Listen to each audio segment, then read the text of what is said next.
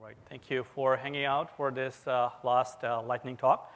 I'll make sure that this is really an interesting one because we want to end on a good note.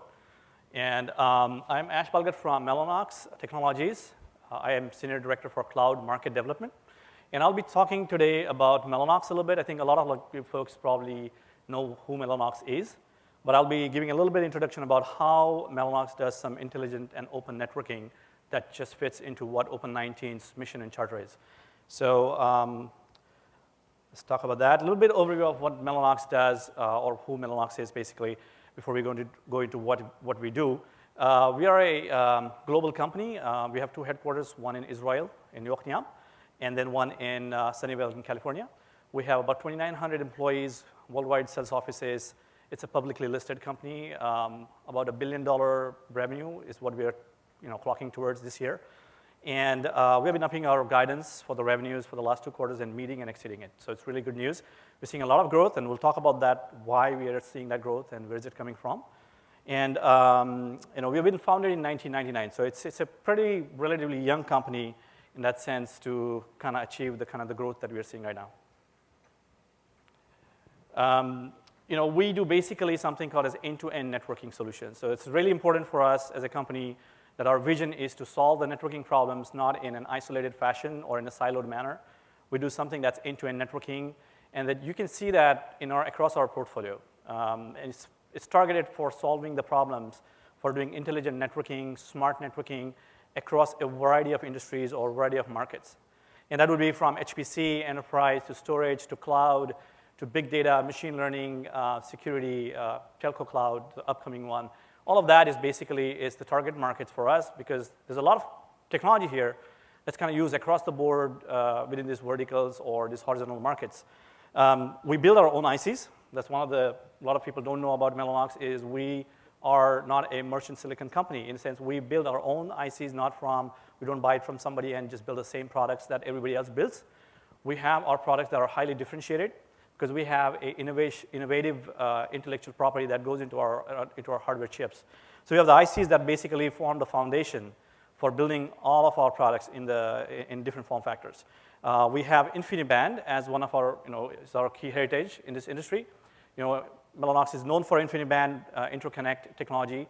The world's top 5 supercomputers, out of the 5 supercomputers in the world, 4 of them are already using Mellanox InfiniBand technology for interconnection. So that's our heritage, and that's where you get this HDR, EDR, HDR technologies that are really high speed, low latency, that have been used for supercomputing. And we're bringing all of that now to the Ethernet world.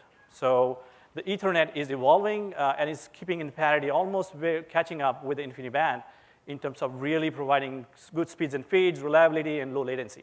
And that's kind of baked across all of our products in terms of our vision of how the end-to-end networking has to evolve. So we have based on the ICs or chips or the ASICs, we have our network adapters or the HCA cards. We have SoC, which is a system on chip, which combines our ASICs with general purpose processors, such as ARM, and it gives you something called a smart NIC.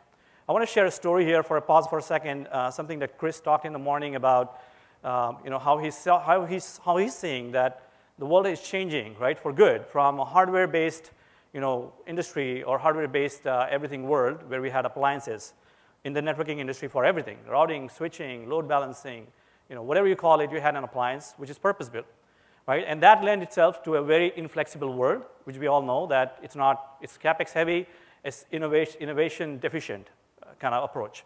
And what we saw is the pendulum swung all the way from that 1980s world, which was all purpose-built, to a very flexible world on the other side, which is all software-defined. And that led itself to a software being at the epicenter of everything and hardware being commoditized. And make complete sense in that vision to give the flexibility. But what we sacrificed in that whole transformation is the performance and efficiency. And I think what industry is realizing since 2015 onwards, I would say, that now those worlds have to kind of find an equilibrium. And that's where we find a hardware-accelerated, software-defined world as the reality. And I think we feel that at Mellanox, we have that vision where we really want to accelerate the software-defined world, the open worlds, but we don't want to sacrifice the efficiency and performance while keeping the software flexibility and programmability. So the smart NICs is a classic example how things are really evolved in that direction, where you can take an open software, be OpenStack or open virtualization, or NVMe or Fabrics for storage, or any of the open systems out there. You can take TensorFlow or Paddle AI machine learning frameworks. All of those are being optimized using certain things that are really going to be improving the performance and efficiency of those different workloads and frameworks. So that's basically built into our DNA. We have switches that are our Ethernet switches. That's, again, based on our own silicon called a Spectrum. And that silicon is really high, high density. We have 3.2 terabits per second today. We're going to 6.4, 12.8 pretty soon. You'll see announcements on that. But the key thing to notice is our switches are open switches. These are not locked-in switches, unlike a lot of incumbents vendor. And what we do is open them up for running Sonic, as an example, right? A lot of hyperscalers love that. Or something like a commercial network operating system, switch operating system, such as Cumulus Linux. So all of those are options. We have other options as well, but I'm not going to go into all the depth here. I'm spending a little bit of time here to kind of give an overview of what Mellanox is and what we do. So essentially, once you have the NICs and adapters and you have the switches, what's missing is your cables, right? And that's something that we also build ourselves. We have the optical cables, we have the copper cables, and we also have the modules, SFP modules, the transceivers. So it's kind of an end-to-end game for us in terms of really building your complete data center infrastructure all in one place, right, with one vendor. And it's all open. That's very important to remember. I talked about some of the markets that we already are really working with, but I think essentially speeds and feeds is one thing. We all know that we need really high-speed networking because the bandwidth requirements are going up. 5G is coming. IoT is kind of the next major use cases or the next evolution.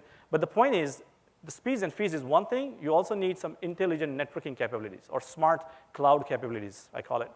And what those are things such as for efficient data movement. You need to support things such as RDMA, which is something coming from InfiniBand, but now getting into Ethernet, where you say RDMA over Converged Ethernet or RoCE as a standard for moving low latency, giving low latency for data transfers. DPDK is another industry standard out there that we support, and we get the best performance on our products for that.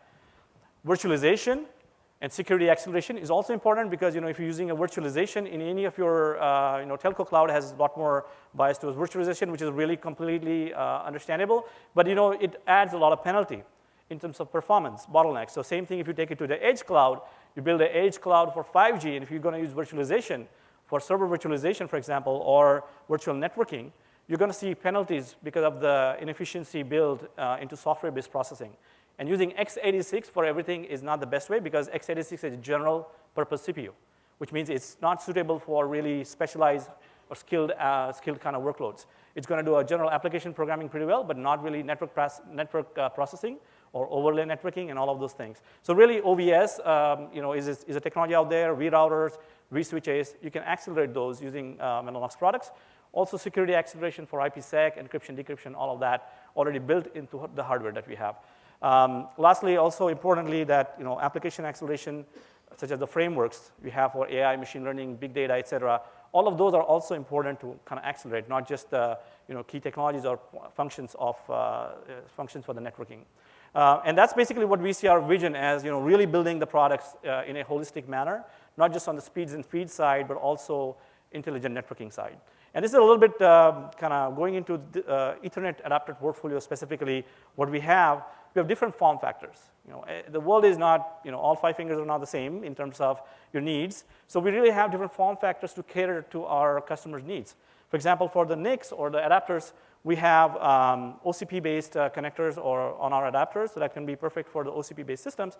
But those could be leveraged anywhere else. Like in Open19, if you want to use that, by all means, you have it available.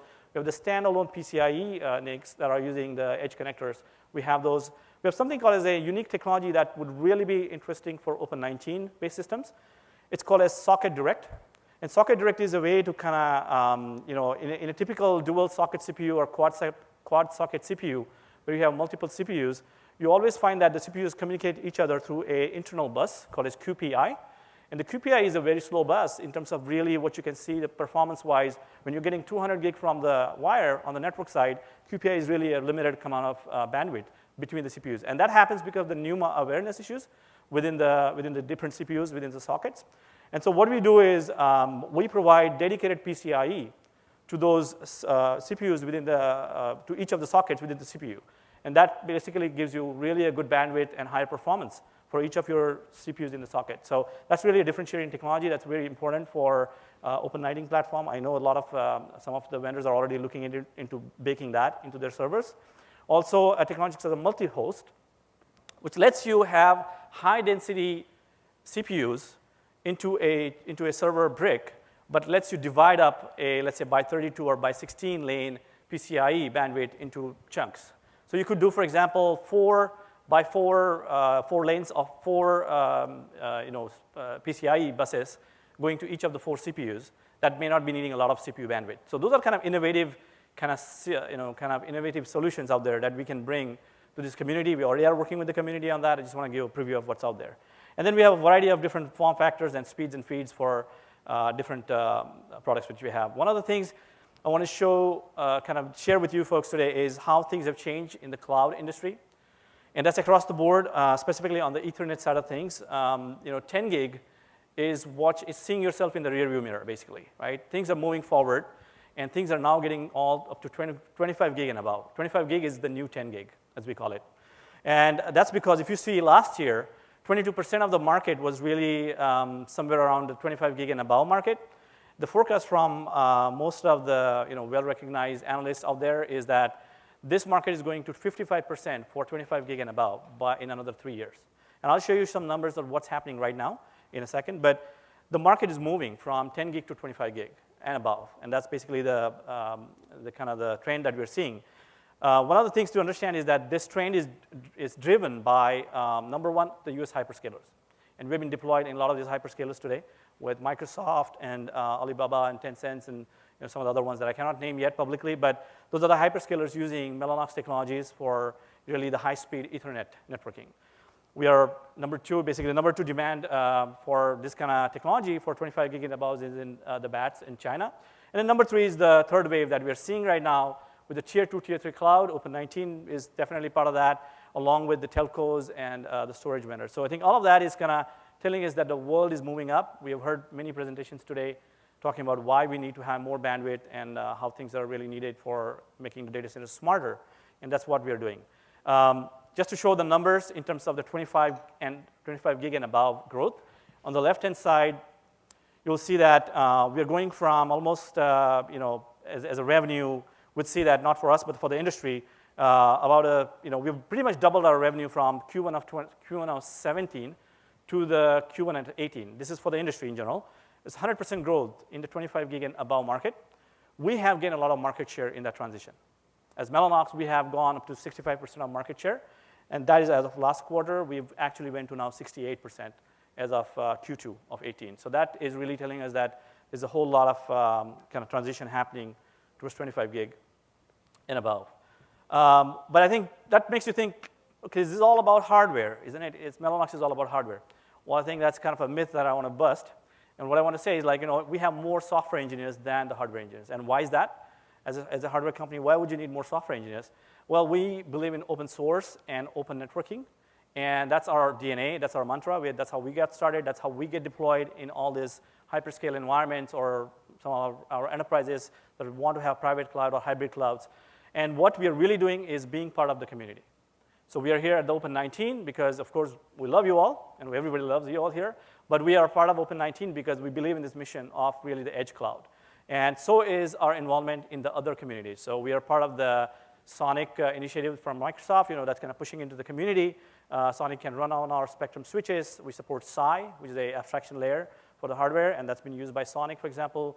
We support a variety of other communities. This is a sample of some of the communities that we are part of, but it's DPDK, OBS, Ceph, NVMe over Fabrics, OpenStack, TensorFlow, you name it. We pretty much are involved in a lot of these communities, and that's basically why we feel like we are really an open source driven and open networking company. One of the things I wanted to share here is people just talk about being in these forums and attending those conferences.